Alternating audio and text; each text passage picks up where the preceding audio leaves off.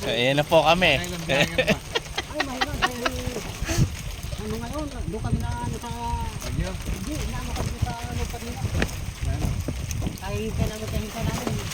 Ayun ako po. Napakatuloy ng aming sasakyan. Kaya, ang pangalan ng kalabaw mo to, kuya? Dani! Dani, kala.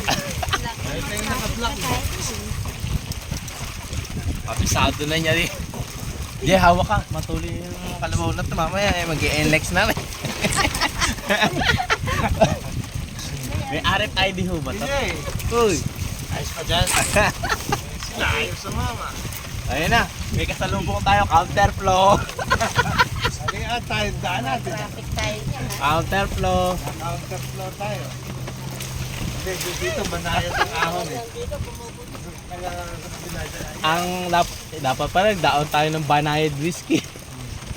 the primera. Ilan ka na oras kayo? Ilan na oras ang biyahe? Hanggang alas 5 lang po. Hanggang alas 5 lang.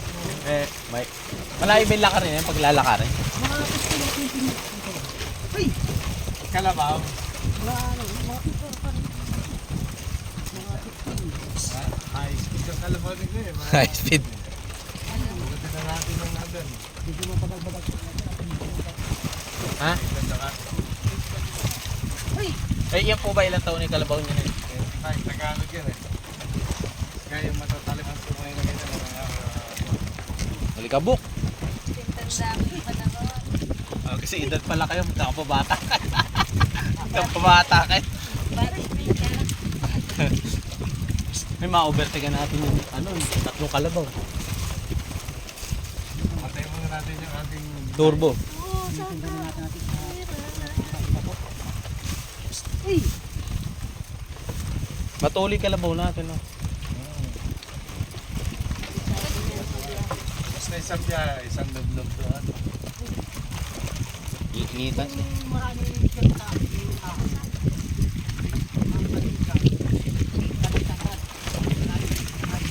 Dalawa kalabaw mo itong palitan. Kuya, paano yung uwi namin na may nakaparking din doon? 14 kayo? Bawal po ba sasakyan sa loob? Kahit lang ang pwede. Eh, single. Basta di gusalina, bawal ano. Kasi yung pag bike, tao na yun. Ganda ng ano rin ito. Kalikasan. Ano masasabi mo, nak? Oy, tutulog ka lang ngayon, nasa kalabaw ka na ano. Kung ine-expect na sasakay tayo sa kalabaw eh. Pungas-pungas ko kanina. Mupamas-mungas.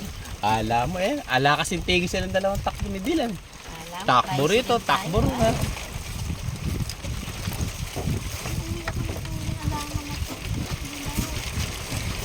Ay, ayun na ako. Rough road.